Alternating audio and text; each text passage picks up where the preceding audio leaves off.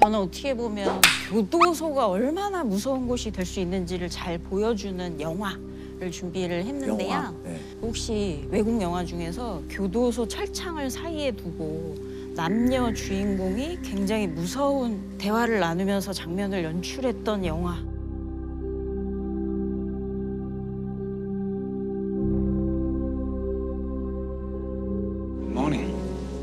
양들의 침묵. 양들의 침묵.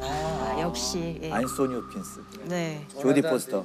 맞습니다. 예. 그래서 영화 양들의 침묵은 그 한니발 렉터 박사인 안소니 호킨스가 FBI 아카데미의 훈련생 이제 클라리스 스탈링이 그 당시에 벌어지고 있던 버팔로 빌이라는 연쇄 살인범을 잡도록 프로파일링하는 걸 도와주는 그 과정을 보여주는 영화거든요.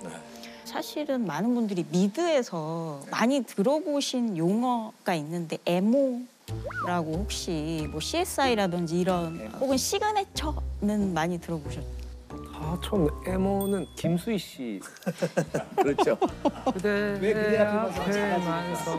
MO 뭘까요? 뭐의 이니셜일까요? 그렇죠, 그렇죠. 약자죠. 라틴어로 모두스 오퍼란디의 약자인데 범행 수법을 지칭하는 단어예요. 범죄자들이 저지르는 많은 행동들이 다 이제 포함이 되는데 예를 들어서 범행의 계획부터 피해자에 대한 접근이나 유인 방법 이 모든 과정에서 이제 범행 수법을 통칭하는 이 아우르는 용어가 MO거든요. 그리고 시그네처는 MO 중에서 연쇄범이 여러 번의 범행에 걸쳐서 동일한 행동을 반복할 때 그거를 서명, 시그네처라고 불러요. 그래서 이 MO와 시그네처를 써서 버팔로 빌 사건을 조금 설명을 드리면 버팔로 빌이라는 사람은 처음에 피해자를 어떻게 납치하냐면 팔에다가 붕대를 감고 소파를 옮기는 척을 해요. 그러면 이제 누군가 와서 도와주려고 하면은 도움을 받는 척 하면서 그 피해자를 이제 차에 납치해서 이제 이동을 하거든요.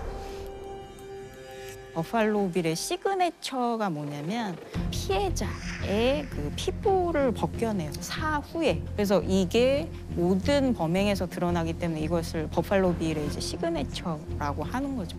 그래서 버팔로 빌을 프로파일링하는 과정에서 이제 렉터 박사가 힌트를 몇 가지 주죠. 그 여러 명의 피해자들이 발견된 그 지점을 그린 지도가 있어요. 거기에 이제 렉터 박사가 여기 있는 지점들이 너무 랜덤하게 보이려고 과도하게 애쓴 것 같지 않니?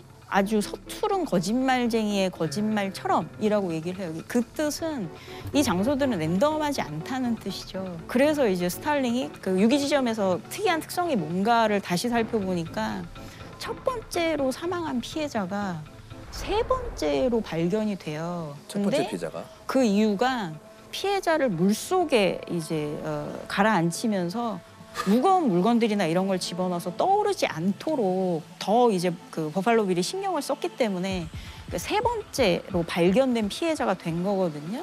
이 MO, 이 범행 수법이 의미하는 바는 그 여러 명의 피해자 중에서도 특히 어떤 한 피해자가 발견되지 않도록 노력했다는 거는 피해자의 신원이 밝혀지면 바로 어떤 그 용의선상에 본인이 오를 수 있기 때문에 더 이제 시신을 유기하는 데 신경을 쓰는 거기서 이제 스탈링이 힌트를 얻어서 결국 이 버팔로 빌을 잡게 되는 그러한 내용이에요.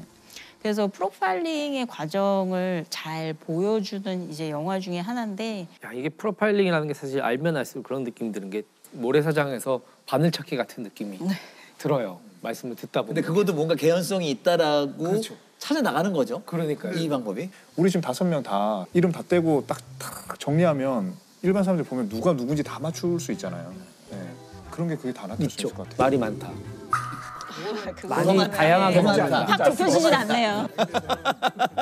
사건 프로파일링 할 때 가장 기본이 되는 게 뭐라고 할 수 있을까요? 사실은 그 수사팀과 프로파일러들은 독립적으로 움직이거든요. 그러니까 범인을 발로 뛰면서 잡는 분들은 형사분들이죠. 그런데 어떤 문제가 생기냐면 탐문 수사 같은 걸 하면 그런 얘기를 듣게 되잖아요. 뭐 예를 들어서 부인이 뭐 살해됐는데 사실 남편과 사이가 굉장히 안 좋았다. 그러니까 이런 식의 정보를 듣게 되면 편향이 가능하잖아요. 그래서 FBI도 그렇고 프로파일러들은 범죄 분석만 해요. 용의자가 이제 잡혀왔는데 이 사람한테 어떻게 자백을 받아낼 것이냐. 그러면 이 사람의 성격이나 특성이나 이런 거를 이제 분석해서 어떻게 하면 가장 효과적으로 면담을 진행할 수 있을 것이냐. 그래서 사실 이춘재는 본인의 범행을 자백할 필요가 없었잖아요. 그렇죠. 그런데도 이춘재의 자백을 이끌어냈던 건 이 프로파일러들이거든요. 네, 굉장히 중요한 역할을 했었죠. 네.